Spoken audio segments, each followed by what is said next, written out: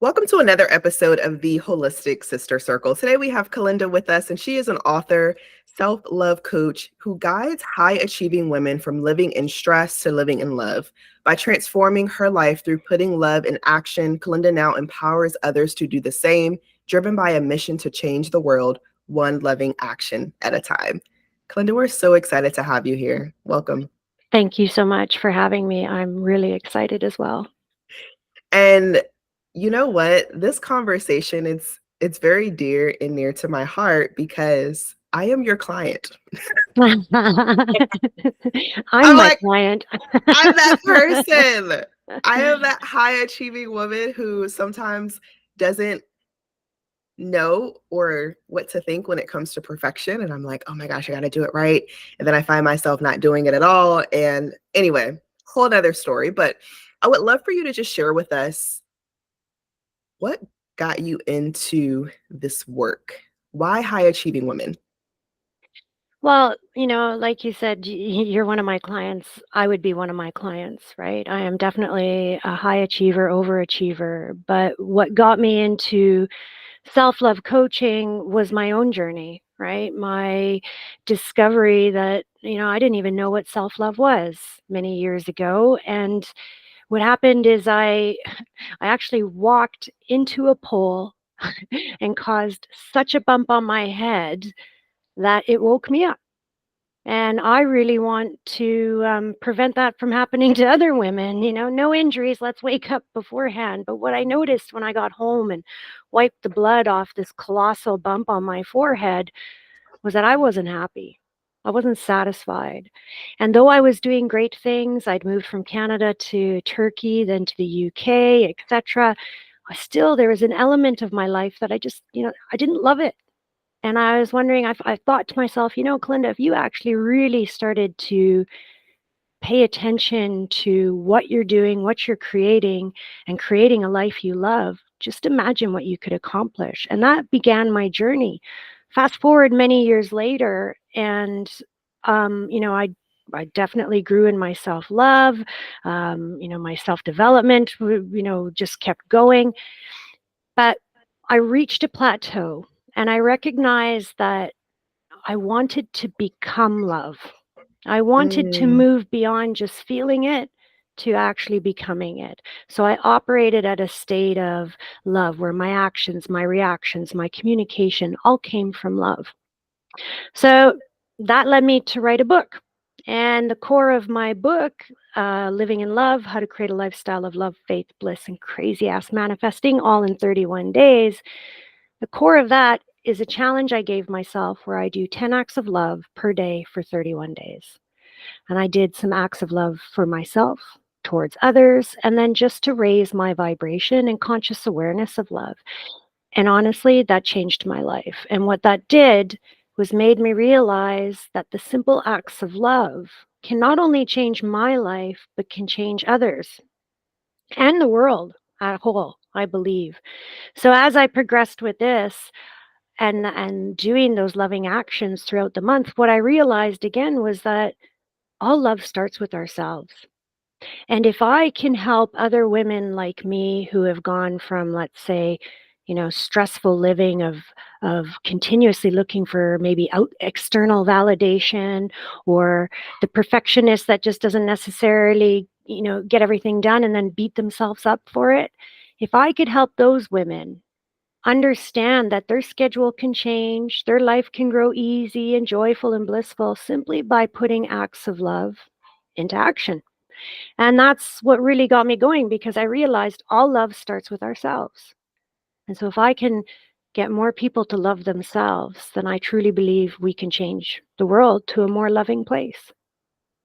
mm, I love this. Kalinda for president. I think I'd have to be American first. Oh, no, this is so interesting because I even remember when I was growing up, I do have a sibling and I'm the oldest of two of us. And my entire life, especially as a child, had always been, how can I do it right? How can I do it better? How can I make things happen? And I didn't realize how much pressure I was putting on myself at that time and how much external validation I was actually looking for. And I realized as I became older and relationships just with men, especially with men, I didn't know how to love outside of doing things. Mm. I felt like I always had to be doing something to express my love for them to say, okay, well, I'm satisfied with whatever you're doing. And those moments of rest or those moments of encouragement or expressing whatever is on your mind and just being vulnerable, it was very difficult for me to do that because the only type of love that I knew how to do was through action. So if I cooked for you, if I cleaned for you, if I washed your clothes, if I planned a trip, like those are action items that I felt like, okay, let's check this box off and this will make you feel good. But not everybody experiences love in that way. And sometimes people just really need you to sweet talk them. They really need you to tell them that you love them and share your feelings. And it was always so difficult for me to do that. With the clients that you have worked with and that you currently work with right now, have you found that this is something that is pretty normal when you are looking for that external validation, or is it just me? It's definitely not just you. I think looking for seeking external validation is common, and especially with the clients I work with, and you know the women that I know in my life as well, right? My friends, my family, and often it comes from, you know, like you mentioned, your childhood, right? Maybe that's where it started. Well, often that's where it does come from, is because perhaps we didn't receive the validation or the love and support from our parents, or even within school or any other setting where we may receive that. And so we constantly try to find it elsewhere.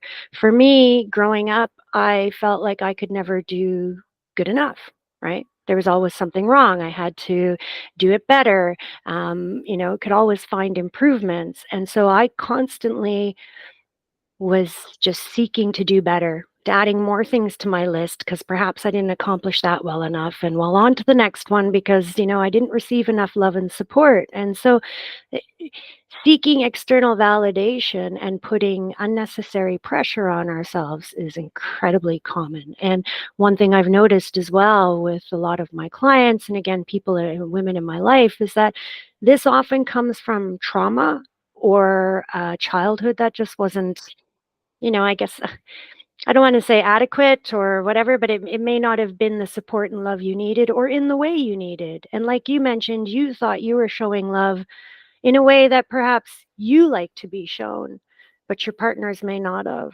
And so even though you thought you were doing loving things, and I'm all about doing love, you know, that may not have been seen as an act of love or sufficient to them. So, you know, there's also that aspect of it. What is it? I believe there's that book, of course, Languages of Love, right? So people interpret, give, and receive love differently. And it is very important to understand, especially in any sort of relationship, how does your partner or the people in that relationship, how do they receive love? What is loving for them? Because it may not be the same for what we need. Yeah. No, that makes total sense. And you're right. I was probably thinking of it that way. I mean, even now I'm still learning and growing and evolving. And one of the things that I had noticed, so a couple of years ago, I went to a retreat in Jamaica, and right before we went to the retreat, I was in Florida. So I was in Miami, Florida for an event. And one of the things that we did in that event was we talked about the different types of foods that we enjoy. And based on those foods that we enjoyed, we also talked about the emotion that was connected to those foods. So for me, for example, I talked a lot about breads and pastas. And I remember having the conversation of what does that look like from an emotional perspective? And it was the ability to give and receive love. And it's so funny because you're talking about this right now. And this is something that I 100% have really struggled with. And for me, being in a zone of making sure I'm perfect and making sure I'm all put together has really shown me, honestly, in a lot of ways, a disservice to myself, to my community, to those who are around me, because I'm not in a place where I'm actually being authentic. And it took me so long to find my voice. Honestly, I don't really believe I really found it until I started the Holistic Sister Circle. It was like building my audience, building my community helped me find my voice. Mm. And I would love to like I would love for you to get into a little bit more too. Like, what does the aspect of giving and receiving love look like? And how are you ensuring that this is something that we continuously practice on a daily basis so we can show up in a more authentic way for the people that we love?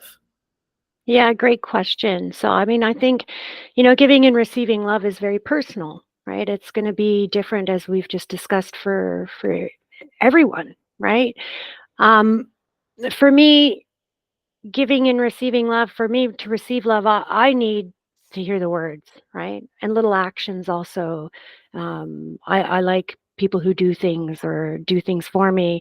And I think, again, a lot of this can stem from our childhood. What type of love were we exposed to growing up? Was it a stable family? Was it a separated family? Was there quarreling? Was there just lots of love always given physically, verbally? Or was there no love given? Or were, physical acts of love, which was often in my case, a hug was often given after, being yelled at. So it was this Mm, conflicted, you're going to scream at me, but then you're going to say, I love you and wrap your arms around me. So there's all these mixed messages. And part of that is, we need to learn how to decipher these growing up and then as adults. And like you said, it's a journey. It doesn't just, oh, I figured it out and that's it. You keep going and you keep figuring things out. I mean, when I hit my head on that pole all those years ago, like I said, I didn't even know self love existed. I had no clue. And so to get to that journey and to that point where I'm like, okay, I need to learn to love myself so I can actually properly receive it from others. And that is one thing that I think is absolutely essential. If you don't properly love yourself, how can you expect anyone else to love you? And how mm, can those relationships be authentic, right? Because if they're loving parts of you that you detest, or that could be very difficult and strange as well. So for me, I strongly believe that there has to be an element of self-love, or at least the desire to love yourself and the willingness to let that love grow when you do enter into relationships. Because my romantic life, up until I met my partner, the man of my dreams, just over a year ago, was a lot of unemotionally available people. And that's because I realized I was unemotionally available because I didn't truly love myself. So I was unable to authentically show them, who is Kalinda, right? Who am I and what can I give to you when I can't even give that love to me? So it took that seed of self love to be planted and then nurtured and grown and developed to finally get myself to a point where, honestly, I didn't need love from anyone else. I still don't, because I know for a fact I have enough love inside, but beyond what's inside me is what I call divine love. And I think when you reach a point where you do have so much love in your life, you do recognize that love is omnipresent. It is everywhere. It is available to you. You need to let it in.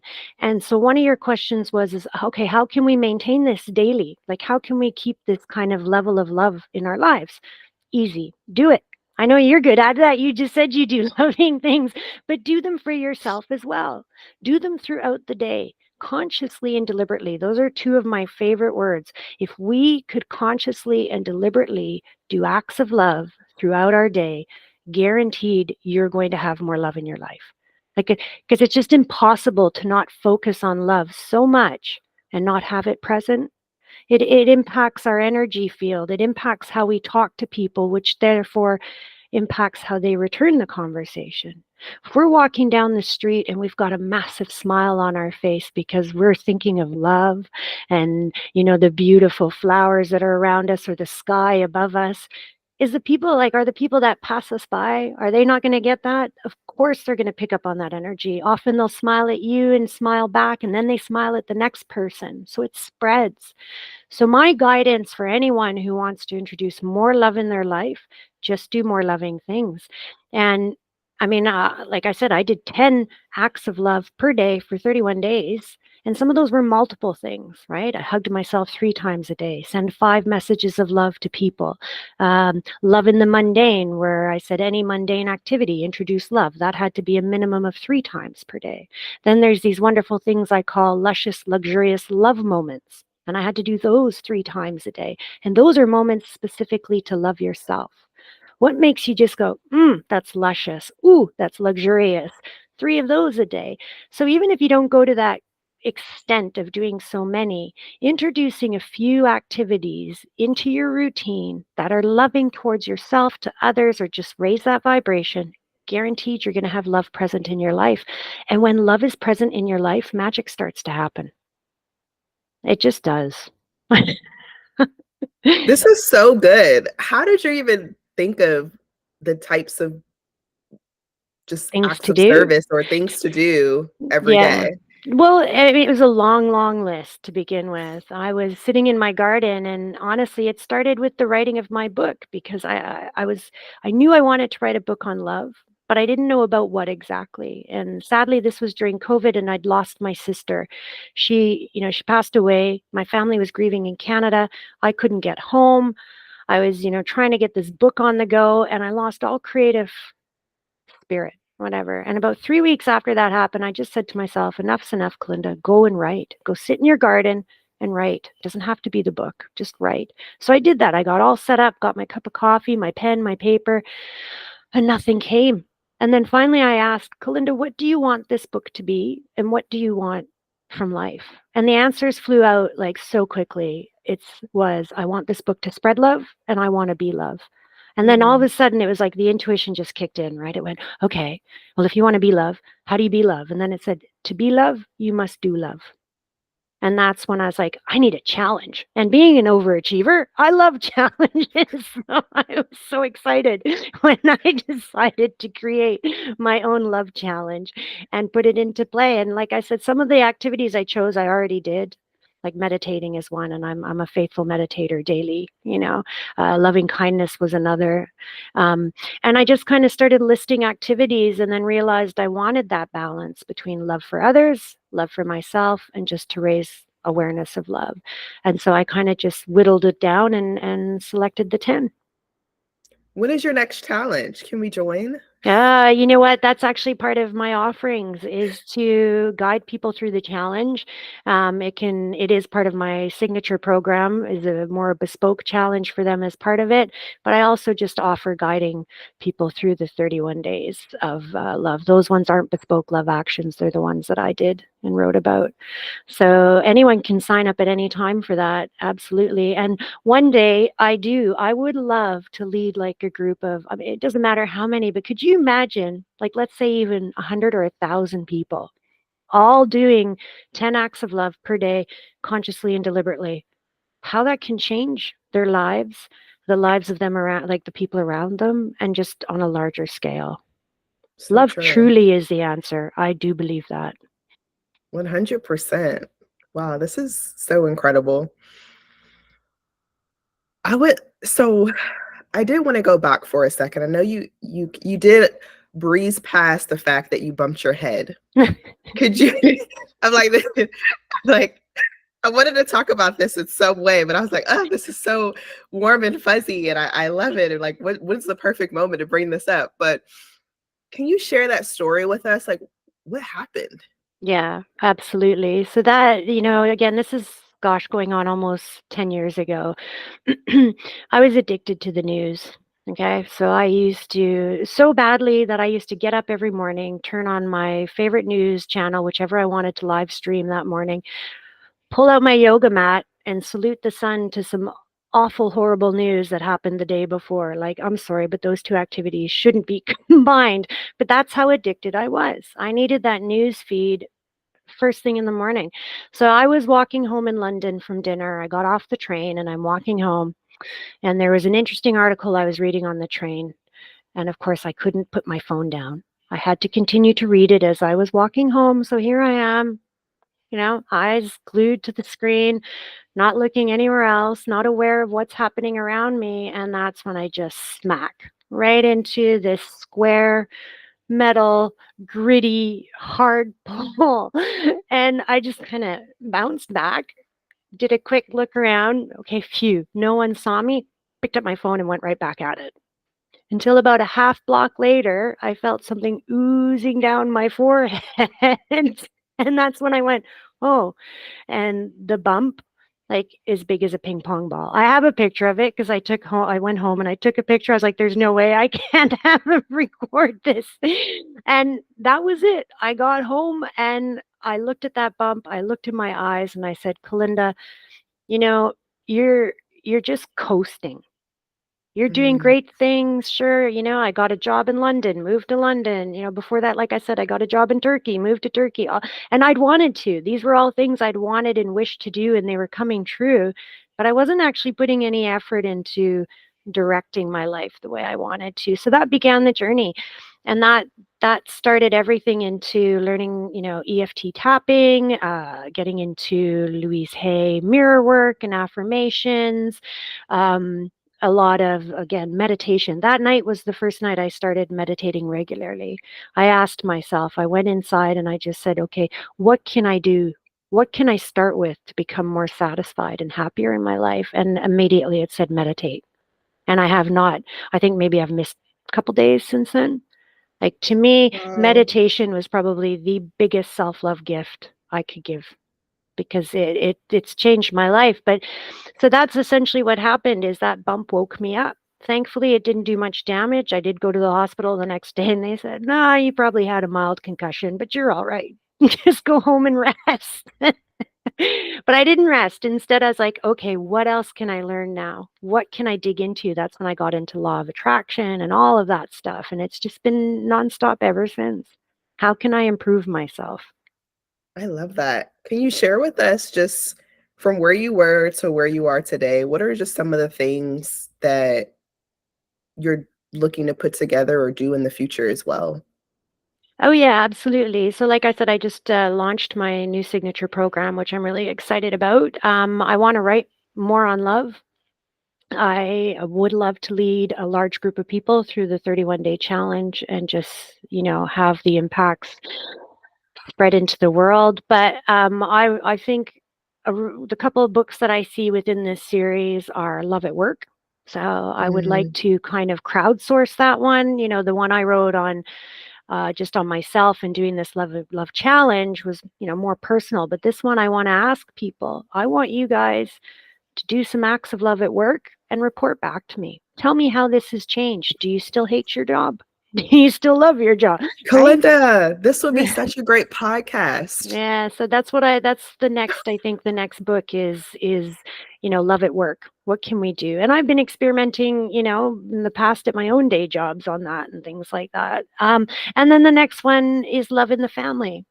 Is there things that we can do to just create a more loving family? Because, sadly, often families can cause a lot of pain. And so I Yeah. want to be able to put a book out there that can cause a lot of love in families. So, kind of, I would really like to focus on the writing again, get that a couple more books out there, and then just, continuing coaching. Also, I'm, going to do some work at speaking events. So I'm looking into that and just getting on some bigger global stages. There's plans I that I have. Yeah. yes, I love that. You have to continue to keep us posted and share with us all of the amazing things that you're doing and continuously doing, and I'm so grateful that we had this opportunity. I'm very grateful for this opportunity and to have met you and to be exposed to your podcast, because I just think it's amazing. Really wonderful. Thank you. Mm. Now, before I let you go, do you have any I like to end with just some parting guidance. So anything for anyone, like I said, our show is dedicated to high achieving women as well and professional women. Um, so with that being said, any parting guidance or gifts that you would love to share before you wrap up? Honestly, I think The biggest gift you can give yourself is to just do loving things. Try and introduce one or two loving actions throughout your day and make a habit out of it. One of the easiest ones and ones that is very beneficial physiologically as well as emotionally is just hug yourself. And you can Mm, wrap your arms around you at any time of day. And you can, nuzzle I like your that. head into there as well and just feel good. And what I love about hugs or hugging yourself is that you can send that hug to someone else. I send best my friend in Canada hugs all the time, and she and I will message each other. I just hugged you. Like it's just a beautiful way to raise more love in anyone's life. So I think if you're looking to just kind of have an easier attitude, less stress in your life, any anxiety and things like that, those are fear based, right? Whereas love, of course, is love based. So if you can just create a habit out of love by introducing more loving things, you will notice a difference. And if you need guidance on, well, oh, I don't have, or you think, oh, I don't have enough time in the day to add more stuff. Well, that's where you do the things like love in the mundane. Every time you wash your hands, wash them with love. That's not taking any more time, right? You talk to your friends already, make sure that one of those messages is love. Tell them how much you love them and appreciate them. If you could send out a deliberate, conscious message of love to others each day, like it's one of the easiest ways to raise your vibration and, of course, raise others' vibrations as well. Mm, Yeah. Do more love. I love it. I love it. And if anyone is looking to connect with you further, what does that process look like? Oh, absolutely. They can email me, and that's at info@colindalatour.com, or they can go to my website, colindalatour.com. And all of my social media handles are Colinda Latour, LinkedIn, Instagram, Facebook, and I'm starting up a YouTube channel as well. Ooh, can't wait for that one too. Amazing. Well, thank you so much for your time. Until next time. Thank you so much. I really enjoyed this. So thanks again.